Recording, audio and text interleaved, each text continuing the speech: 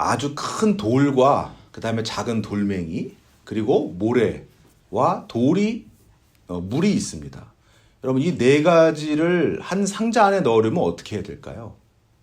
자, 먼저 큰 돌을 넣고 그 다음에 작은 돌멩이들을 넣고 그러면 작은 돌멩이들이 큰 돌멩이 사이사이로 들어가겠죠?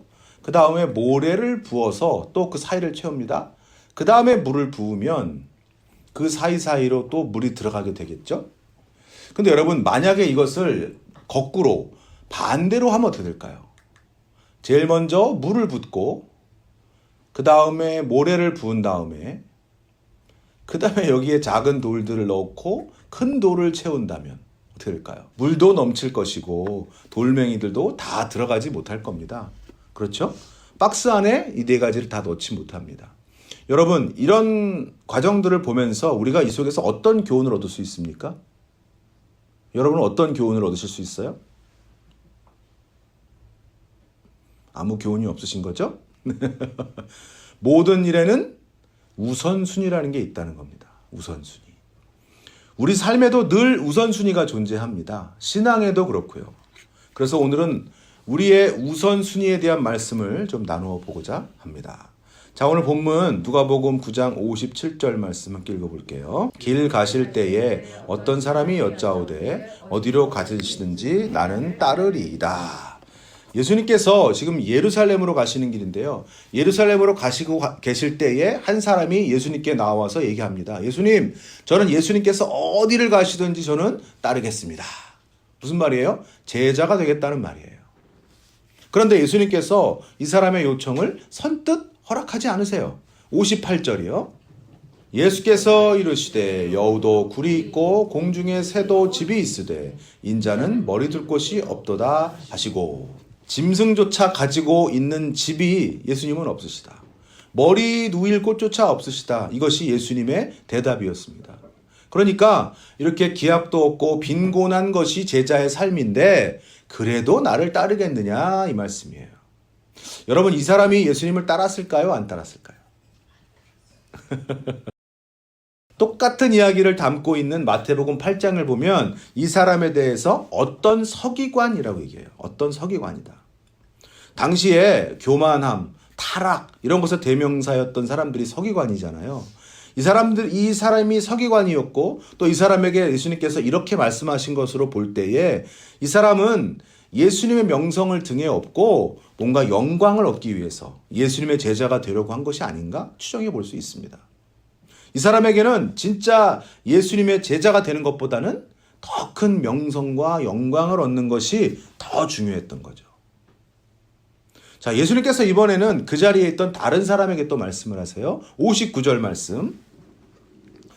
또 다른 사람에게 나를 따르라 하시니 그가 이르되 나로 먼저 가서 내 아버지를 장사하게 허락하옵소서.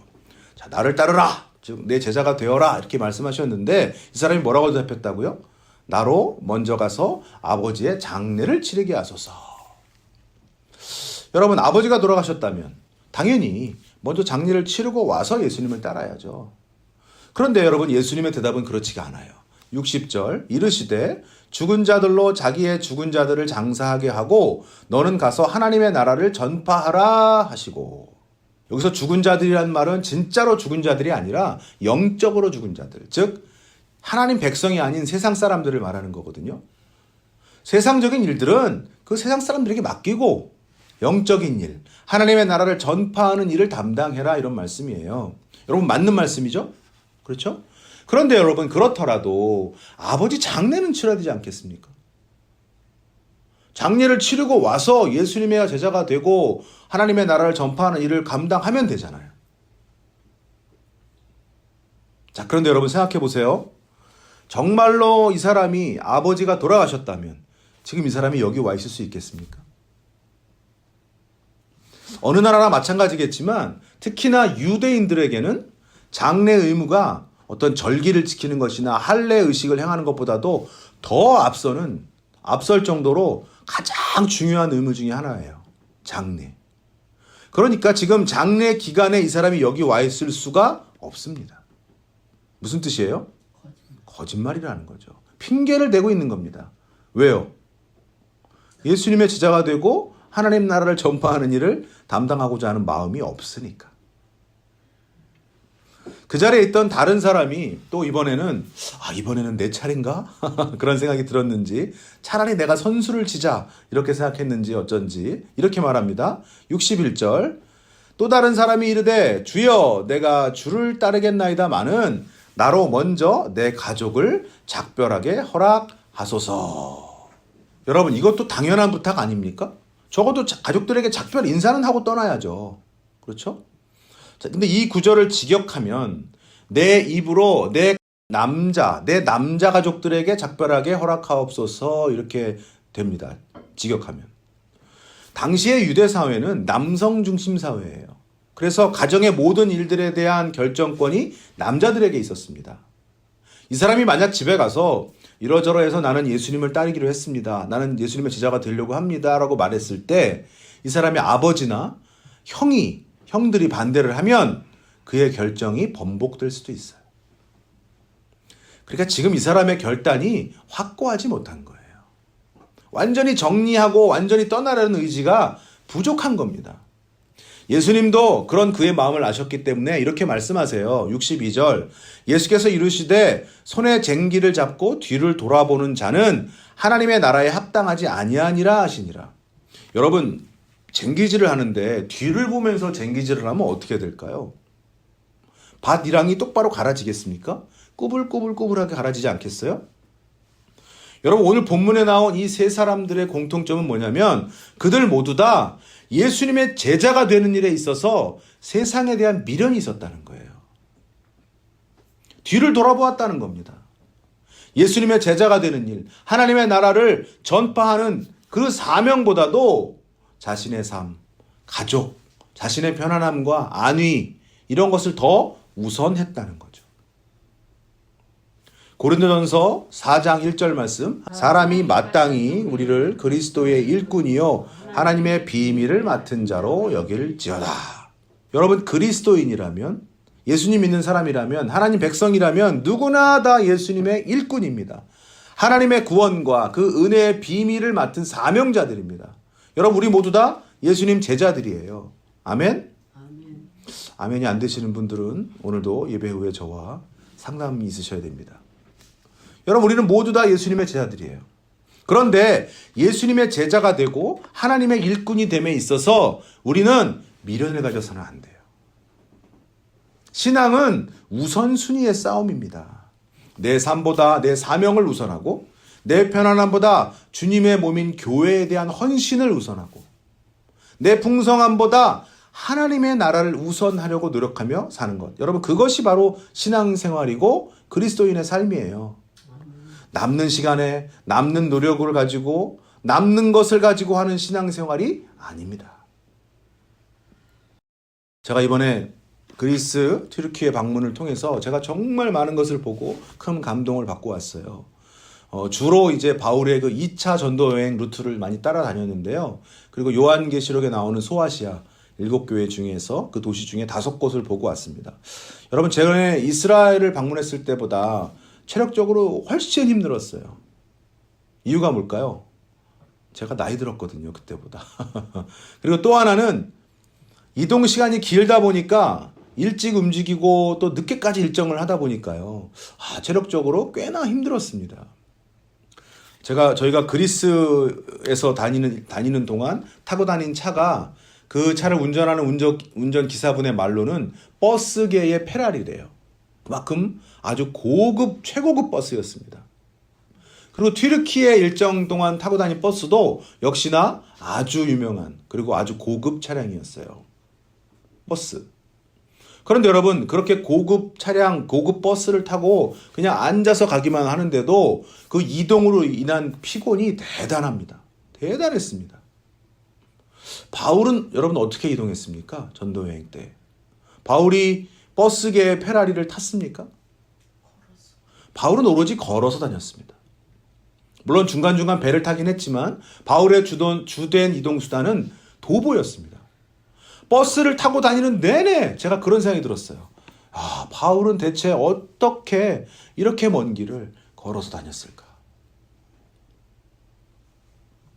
버스를 타고 다녀도 이렇게 힘든데 얼마나 다리가 아프고 얼마나 힘이 들었을까. 제가 이번 여행을 다녀오고 나서 바로 다음날 몸살이 났어요. 아직도 몸이 완전하지 못합니다. 목감기도 오고 지금도 너무 피곤하고 컨디션이 좋지 않아요.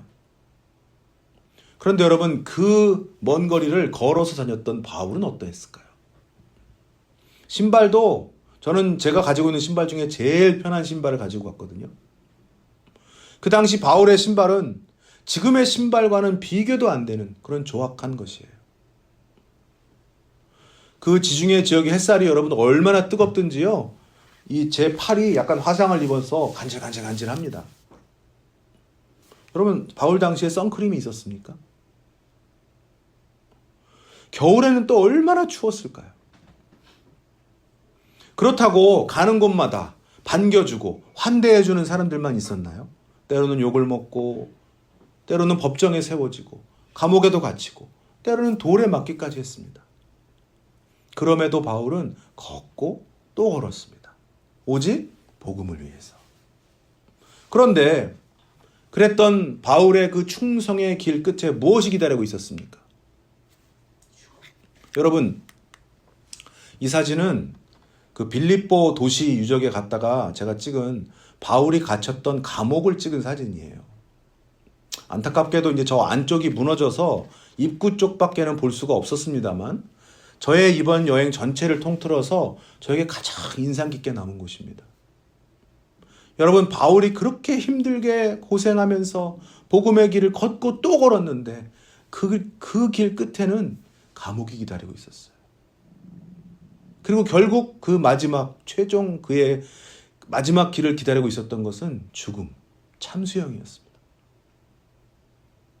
바울은 이 사실을 미리 알았어요. 사도행전 20장 23절, 오직 성령이 각 성에서 내게 증언하여 결박과 환난이 나를 기다린다 하시나. 여러분, 사람이 말해준 게 아니고 하나님 말씀해 주셨으니까 이건 확실한 거잖아요. 자기에게 결박과 환난이 기다린다는 거 알았어요. 그런데 그럼에도 불구하고 이것을 알았던 바울의 결단은 이것입니다. 사도행전 20장 24절, 내가 달려갈 길과 주 예수께 받은 사명, 곧 하나님의 은혜의 복음을 증언하는 일을 마치려 하면은 나의 생명조차 조금도 귀한 것으로 여기지 아니하노라. 바울에게 우선순위는 사명이었어요. 하나님의 은혜의 복음을 전하는 거였습니다. 자신의 안위나 삶, 심지어 생명까지도 그의 우선순위 안에 있지 않았습니다. 여러분, 바울은 참 가진 것이 많았던 사람입니다. 유대 사회에서 상위 1%라고나 할까요? 하지만 그가 가졌던 그 최고의 백그라운드, 최고의 스펙이 이제 그에게는 아무 의미가 없었어요. 빌립보서 3장 7절에서 8절, 쉬운 성경 버전입니다.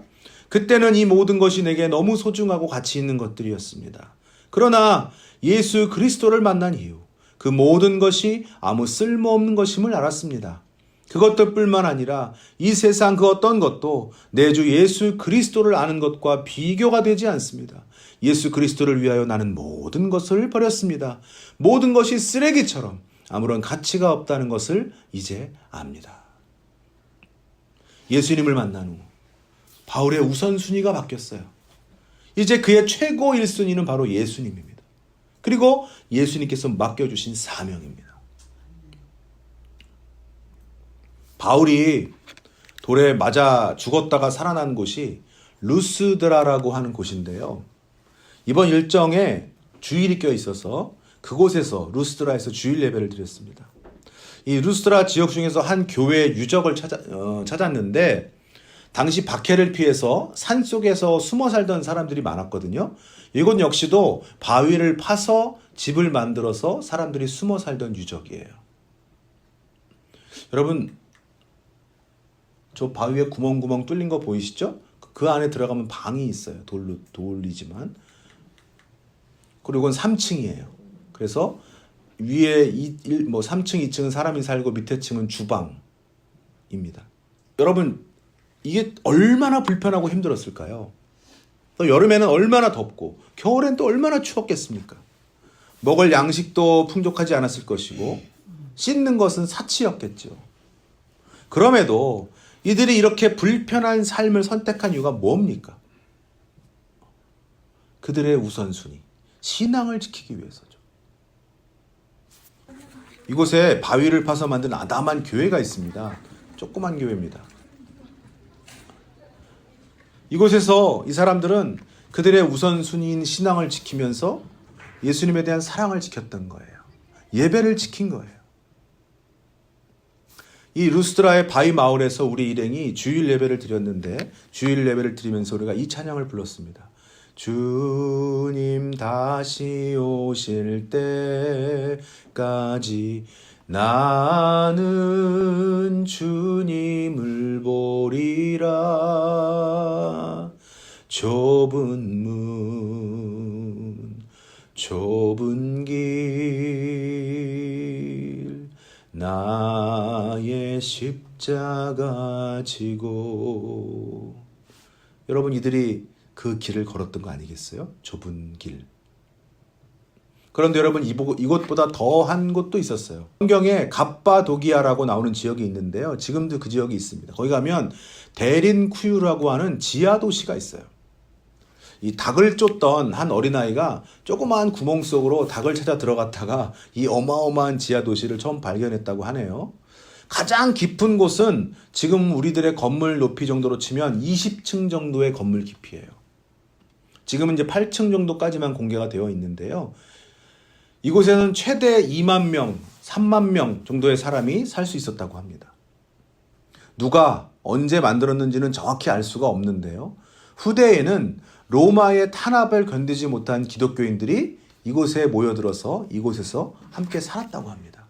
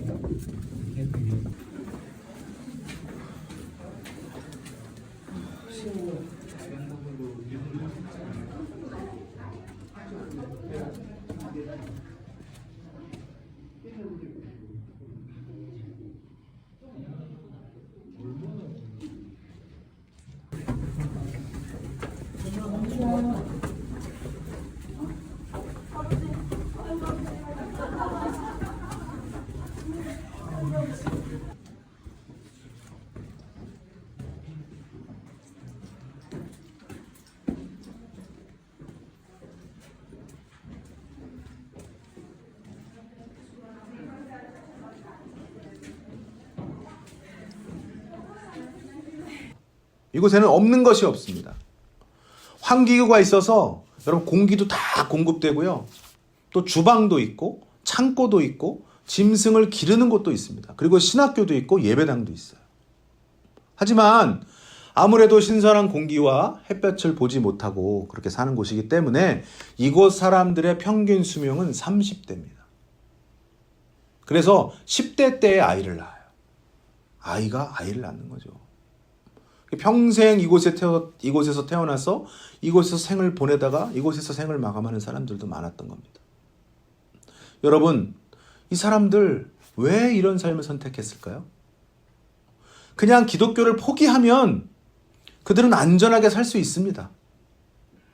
예수님 포기하면 풍성하고 편안한 삶을 살 수 있습니다. 하지만 그들에게 우선순위는 이렇게 풍성하고 편안한 삶이 아니었습니다. 그들에게 최고 우선순위는 예수님이었어요. 루스드라의 바위 마을과 이 갑바도기아의 데린쿠유 지하도시를 제가 보면서 저는 그동안의 저의 삶이 참 부끄러웠습니다. 나는 정말 편안하게 신앙생활을 하고 있구나. 그런데도 나는 과연 얼마나 우리 주님께 올인했는가? 예수님을 최고 우선순위에 두는 신앙이었는가? 요한계시록 2장에서 3장까지에 나오는 소아시아 7교회가 있죠. 그 중에 우리가 5개 도시를 방문을 했는데 그 중에 제가 가장 인상에 남았던 곳은 라오디게아였어요. 라오디게아 도시를 설명하는 가장 대표적인 말이 뭐냐면 부자였다는 겁니다. 부자 도시. 라오디게아 도시는요 아주 부자 도시였고 역시 교인들도 부자였어요. 제가 그 도시의 유적들을 둘러보는데 한참이 걸렸습니다. 많이 무너지고 또 많이 사라진 그런 유적이었음에도 불구하고 도시가 엄청난 부를 누렸던 곳이다라는 것을요 느낄 수가 있었어요. 이거는 원형 경기장입니다. 어마어마하죠. 이 백색의 대리석으로 세워진 도시, 햇볕을 받으면 멀리서 보아도 눈이 부시도록 반짝반짝거렸다고 해요. 하지만 여러분, 이들은 부자였을지 몰라도 그들의 영은 가난했어요. 요한계시록 3장 17절, 네가 말하기를 나는 부자라 부요하여 부족한 것이 없다 하나 네 곤고한 것과 가련한 것과 가난한 것과 눈먼 것과 벌거벗은 것을 알지 못하는도다. 여러분, 영이 가난한 그들의 특징이 무엇이었는지 아세요? 요한계시록 3장 15에서 16절, 내가 내 행위를 아노니 네가 차지도 아니하고 뜨겁지도 아니하도다. 네가 차든지 뜨겁든지 하기를 원하노라. 내가 이같이 미지근하여 뜨겁지도 아니하고 차지도 아니하니 내 입에서 너를 토하여 버리리라. 삶의 풍성함만 우선순위에 두고 신앙을 뒷전으로 미룬 그런 라오디게아 교인들의 특징이 뭐였냐면 바로 뜨뜻미지근한 신앙이었다는 거예요. 여러분, 여러분의 신앙에서 지금 열정이 사라졌다면, 뜨거움이 사라졌다면 여러분의 삶의 우선순위가 바뀌어 있는 겁니다. 이런 라오디게아 교인들에게 주시는 주님의 권면이 무엇입니까? 요한계시록 3장 20절, 볼지어다 내가 문 밖에 서서 두드리노니 누구든지 내 음성을 듣고 문을 열면 내가 그에게로 들어가 그와 더불어 먹고 그는 나와 더불어 먹으리라. 우리가 우선순위를 따짐에 있어서 무엇이 우선인가? 내 삶의 풍성함이 우선이 아니고 무엇이 우선이라고요? 편안한 인생이 우선이 아니고 무엇이 우선이라고요? 바로 주님과의 교제가 최고 우선순위라는 겁니다. 아멘. 여러분, 이렇게 생각하실 수도 있어요. 에이, 뭐 지금이 박해받는 시기도 아니고 꼭 그렇게 뭐 극단적으로 선택해야 되나? 삶도 풍성하면서 신앙도 풍성하면 더 좋은 거지. 네, 맞습니다. 그런데 여러분, 그게 가능할까요? 누가복음 16장 13절, 집 하인이 두 주인을 섬길 수 없나니 혹 이를 미워하고 저를 사랑하거나 혹 이를 중히 여기고 저를 경히 여길 것임이니라. 너희는 하나님과 재물을 겸하여 섬길 수 없느니라. 여러분, 신앙은 절대로 중간지대가 없습니다. 적당한 회색지대는 없습니다. 우리 인간은 재물과 하나님을 동시에 섬길 수 없는 존재예요. 우리 인간은 향락도 적당히 즐기면서 하나님도 잘 섬길 수 있는 그런 존재가 아닙니다. 여러분, 선택하셔야 합니다. 나의 우선순위를 어디에 둘 것인가? 삶의 풍성함과 편안함에 둘 것인가? 아니면 하나님께 대한 헌신과 충성에 둘 것인가? 하지만 여러분, 걱정하실 필요는 없어요. 여러분이 하나님께 우선순위를 두고 사명과 헌신에 올인한다고 해서 그것이 손해가 아니기 때문이에요. 여러분, 하나님의 나라의 원리는 그렇습니다. 마태복음 23장 12절, 누구든지 자기를 높이는 자는 낮아지고 누구든지 자기를 낮추는 자는 높아지리라. 여러분, 높이려는 자는 낮추시고 낮아지려는 자는 높이시는 것이 하나님 나라 원리예요. 마태복음 16장 25절, 누구든지 제 목숨을 구원하고자 하면 잃을 것이요 누구든지 나를 위하여 제 목숨을 잃으면 찾으리라. 우리가 목숨 바쳐 충성하면 주님이 오히려 우리를 살리십니다. 마태복음 6장 33절, 그런즉 너희는 먼저 그의 나라와 그의 의를 구하라. 그리하면 이 모든 것을 너희에게 더하시리라. 우리가 하나님의 나라와 그의 의의 우선순위를 두고 살면 하나님께서 우리 삶도 책임져 주세요. 그래서 요한계시록 22장 12절, 보라 내가 속히 오르니 내가 줄 상이 내게 있어 각 사람에게 그가 행한 대로 내가 갚아주리라. 아멘. 할렐루야. 나의 가는 이 길 끝에서 나는 주님을 보리라. 영광에 내 주님 나를 맞아 주시리. 여러분, 우리가 우리 우선순위를 하나님께 두고 사는 것은 손해가 아닙니다. 우리는 사랑하는 우리 주님의 칭찬을 받을 거예요. 예수님 칭찬받을 거예요. 여러분 그것만한 최고의 복이 있겠습니까? 그 어두컴컴했던 데링쿠유의 동굴 속에서 한 줄의 문장이 떠올랐어요. 빛이 없는 곳에서 빛은 가장 강력하다. 비록 그들의 주변은 어두웠지만, 그들의 삶은 어두웠지만, 그곳에서 그들은 가장 강력한 빛, 예수님을 붙들고 살았습니다. 사랑하는 성도 여러분, 우리 하나님 백성의 최우선 순위는 하나님입니다. 예수님입니다. 교회입니다. 사명입니다. 헌신입니다. 그럴 때 여러분의 신앙이 살아나고 열정이 살아나는 겁니다. 우리가 언제까지나 라오디게아 교회처럼 뜨뜻미지근한 신앙으로 살아갈 수는 없습니다. 이제 우리 한마음교회 한번 불타올라 봅시다.